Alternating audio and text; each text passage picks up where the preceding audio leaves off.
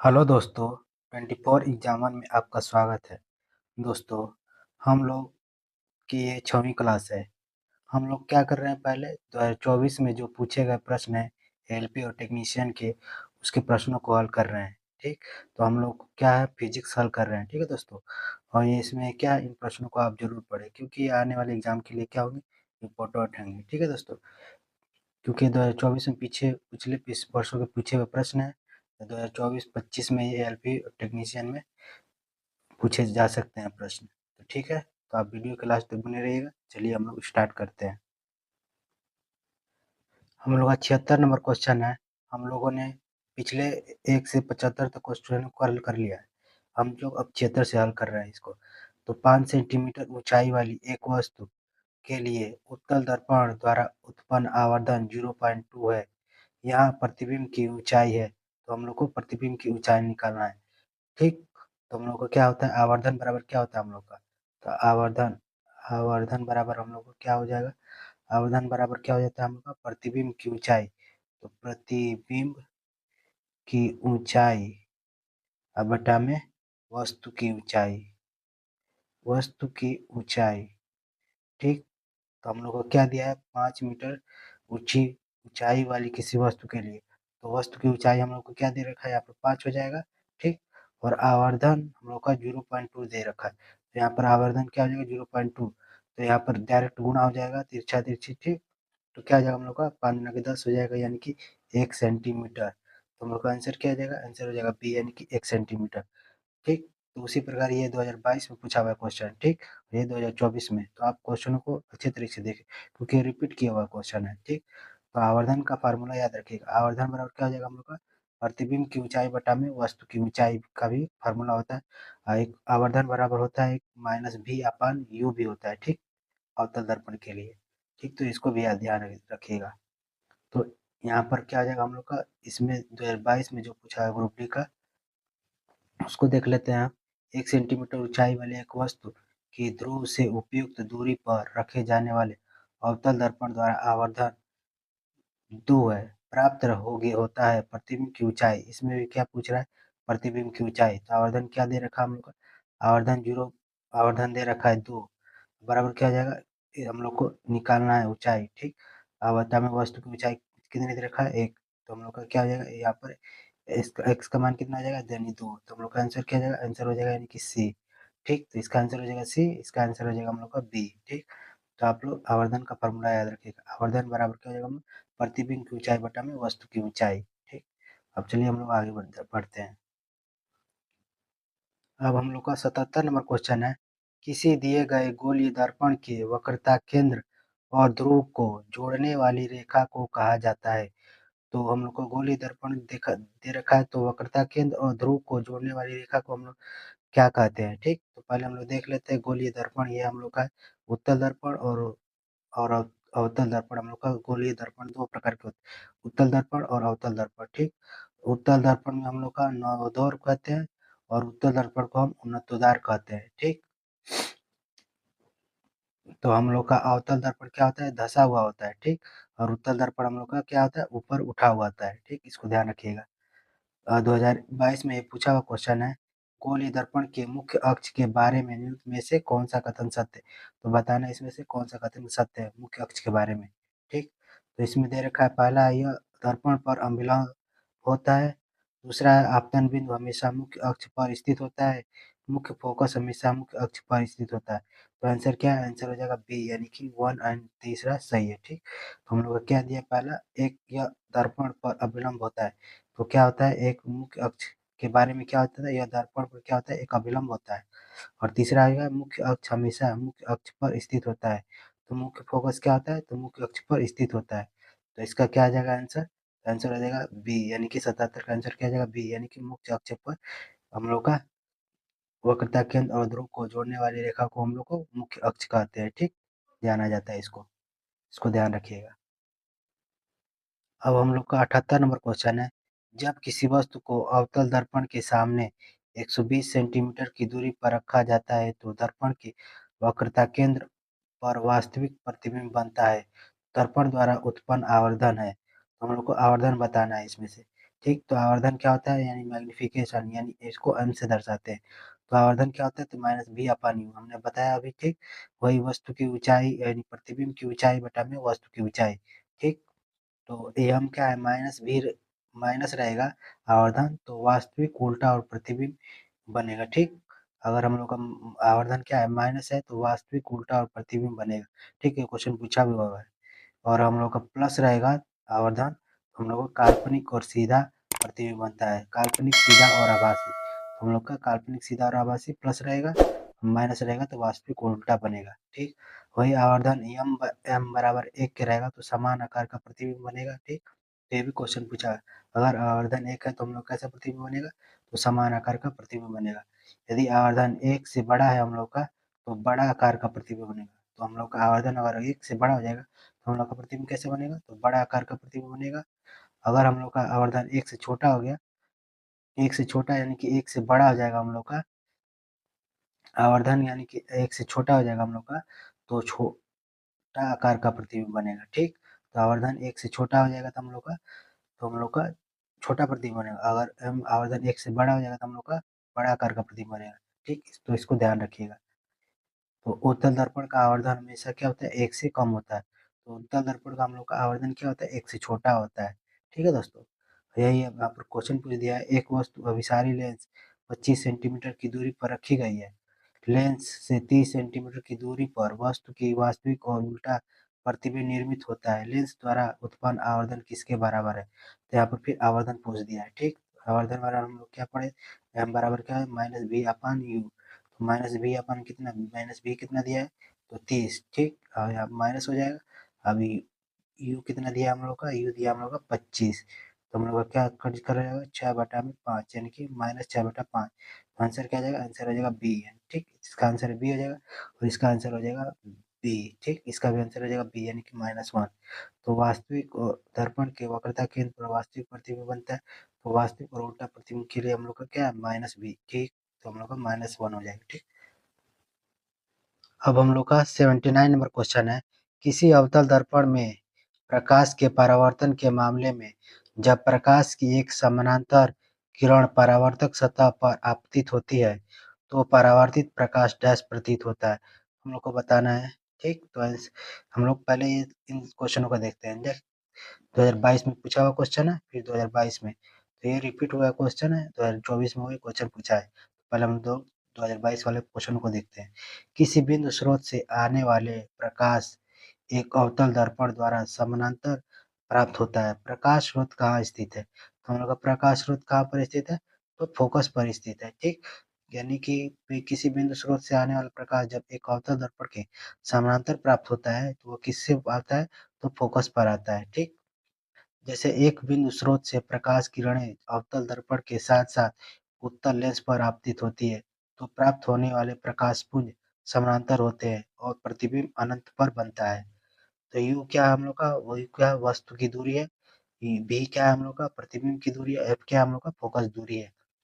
और वही 2022 में फिर शिफ्ट 3 में पूछा हुआ है, एक आपतित किरण अवतल दर्पण के फोकस से होकर गुजरती है तो परावर्तित होगी। जब ये फोकस से होकर गुजरेगी तो किससे गुजरेगी, तो मुख्य अक्ष के समानांतर से गुजरेगी।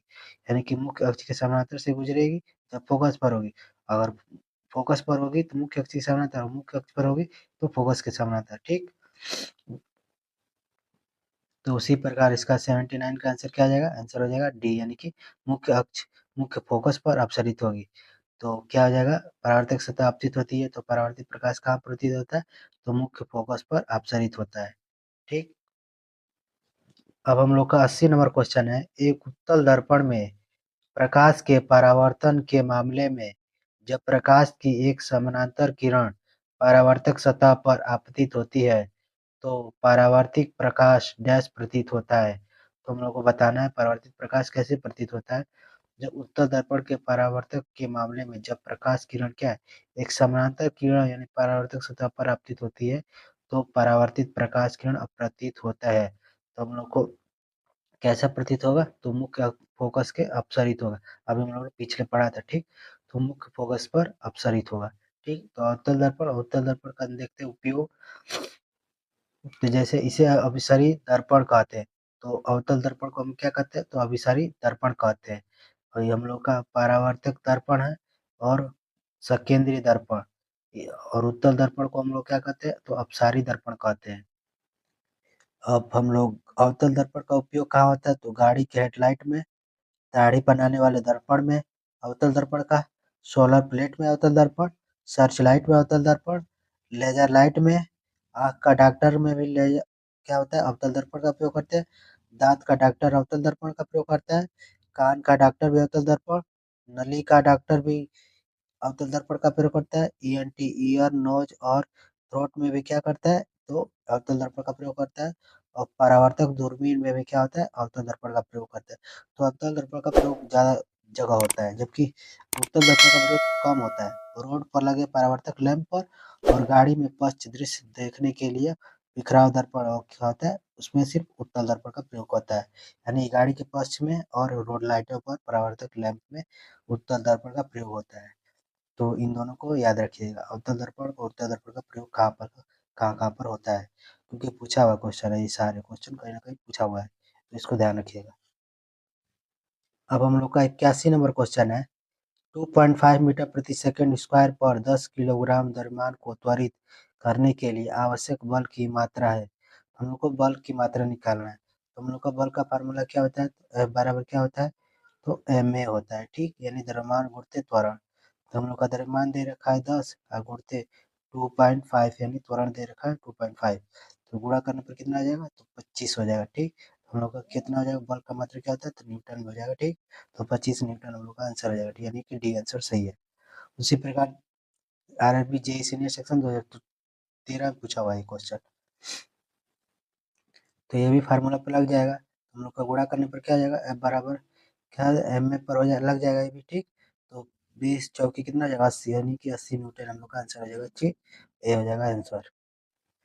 हम लोग का 82 नंबर क्वेश्चन है आप लोगों का, गति के दूसरे नियम के अनुसार संवेग परिवर्तन की दर डैश के समानुपाती होता है।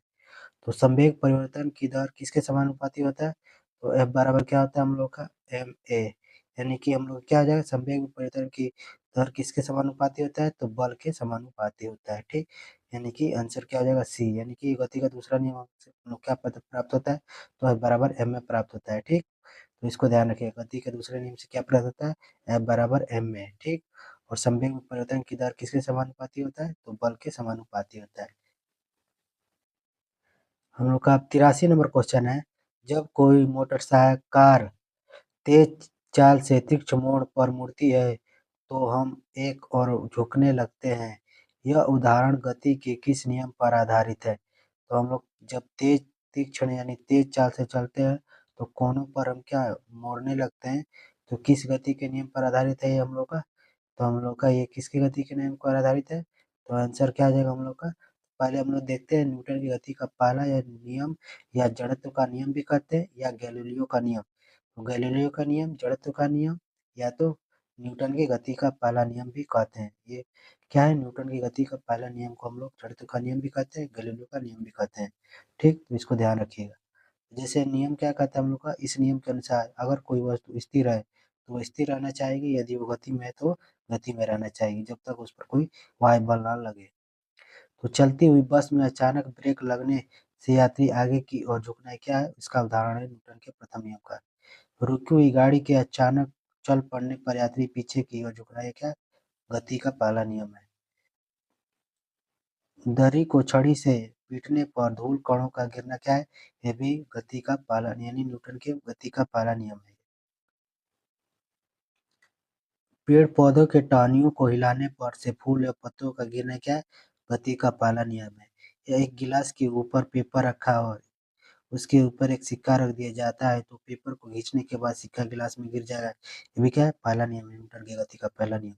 कांच में पत्थर मारने पर उसका टूट जाना और गोली मारने पर छेद छेद बन जाना, है क्या है, न्यूटन की गति का पहला नियम, जड़त्व का नियम या गैलीलियो का नियम भी कहते हैं। तो हम लोग का आंसर क्या हो जाएगा, 83 हो जाएगा हम लोग का डी, यानी कि गति का पहला नियम है ये। हम लोग का 84 नंबर क्वेश्चन है, यदि पृथ्वी एक्स दूरी पर रखे एक सेब के बीच आकर्षण बल F है, तो उसी सेब को 2x दूरी पर रखने पर उसका कितना बल लगेगा। तो कितना बल लगेगा, तो हम लोग का आंसर क्या आ जाएगा। आंसर पहले हम लोग देखते हैं इसका, तो एक पूछा हुआ क्वेश्चन पहले है इसमें, दो पिंडों के बीच आकर्षण बल यानी एफ है, यदि दोनों पिंडों के द्रव्यमान उनके बीच की दूरी को समान रखते हुए आधे कर दिए जाए तो गुरुत्वाकर्षण बल हो जाएगा। तो गुरुत्वाकर्षण बल क्या आ जाएगा, हम लोग का आंसर हो जाएगा ए यानी कि F/4, यानी कि m1 m2 अपन क्या है आर स्क्वायर। ठीक, तो इस पर लगेगा तो F/4 आ जाएगा। ठीक, उसी प्रकार दिया है, दो वस्तुओं के बीच की दूरी को यदि 2 गुना कर दिया जाए तो इन दोनों के बीच बल पर क्या प्रभाव पड़ेगा।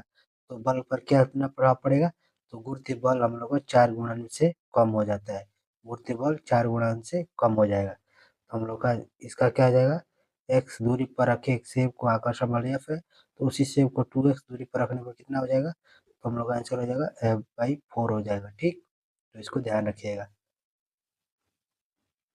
अब हम लोग का 85 नंबर क्वेश्चन है, जब हम बस से ऊपर सफ़र कर रहे होते हैं तो अचानक बस रुकने पर हम आगे की ओर बढ़ने लगते हैं, ऐसा किसके कारण होता है। तो हम लोगों ने पढ़ा है न्यूटन के पहला नियम या जड़त्व का नियम या गैलीलियो का नियम पढ़ा है। ठीक, तो इसके क्या हो जाएगा हम लोग का, तो आंसर हो जाएगा सी, यानी कि हमारे शरीर के जड़त्व के कारण ऐसा होता है। ठीक, अब हम लोग का 86 नंबर क्वेश्चन है, निम्न में से कौन सी भौतिक राशि वेग परिवर्तन की दर को दर्शाता है। तो वेग परिवर्तन की दर त्वरण को कहते हैं। तो वेग में परिवर्तन की दर क्या कहलाता है हम लोग का, त्वरण है। तो त्वरण बराबर क्या होता है, तो वेग में परिवर्तन बटा समय। तो हम लोग का ये फार्मूला होता है, त्वरण बराबर क्या होता है, वेग में परिवर्तन बटा समय। तो हम लोग का आंसर क्या आ जाएगा इसका, तो हम लोग का आंसर हो जाएगा बी, यानी कि वेग में परिवर्तन की दर को त्वरण कहते हैं। ठीक, अब हम लोग का 87 नंबर क्वेश्चन है, निम्न में से कौन सी त्वरण की इकाई है। तो त्वरण की इकाई क्या होती है हम लोग की, तो मीटर प्रति सेकंड स्क्वायर। तो आंसर क्या आ जाएगा, आंसर हो जाएगा डी, यानी कि मीटर प्रति सेकंड स्क्वायर। त्वरण क्या होता है, वेग में परिवर्तन बटा समय, यानी कि ए बराबर क्या हो जाएगा, v minus you by T भी होता है। त्वरण का ऐसा ही मात्रक मीटर प्रति सेकंड स्क्वायर। त्वरण की विमा क्या हो जाएगी हम लोग की, L T minus two, L T पर माइनस टू।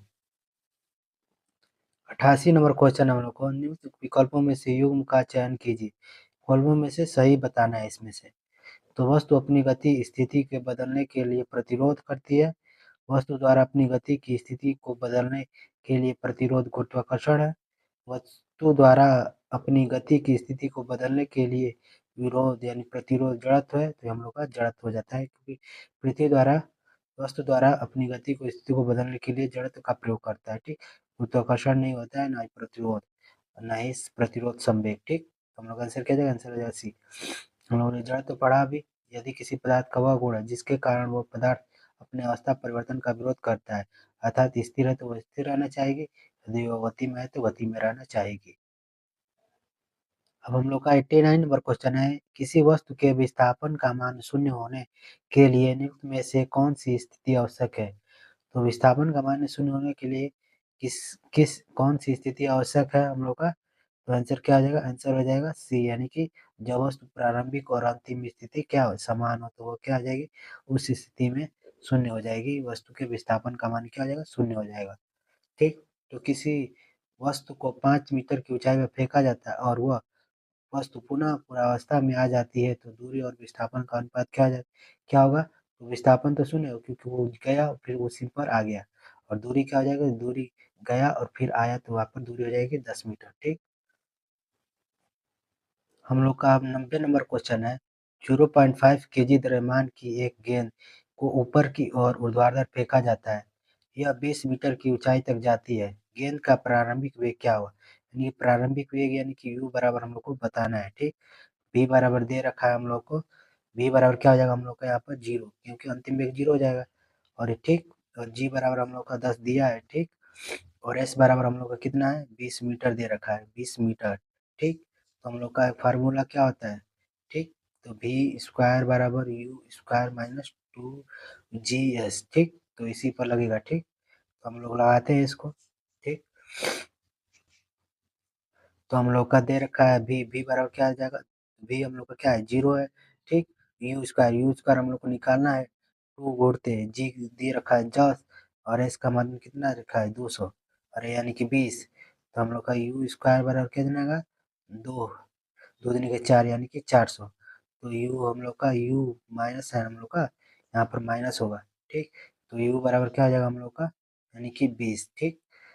75 पर जाएगा तो हम लोग का यानी कि वर्ग निकालेंगे हम लोग को, यानी 20 हो जाएगा, ठीक। तो आंसर क्या हो जाएगा, आंसर हो जाएगा डी, यानी कि आंसर क्या हो जाएगा डी सही है हम लोग का।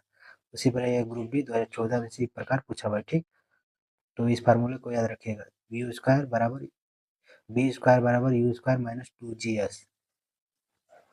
थैंक यू दोस्तों।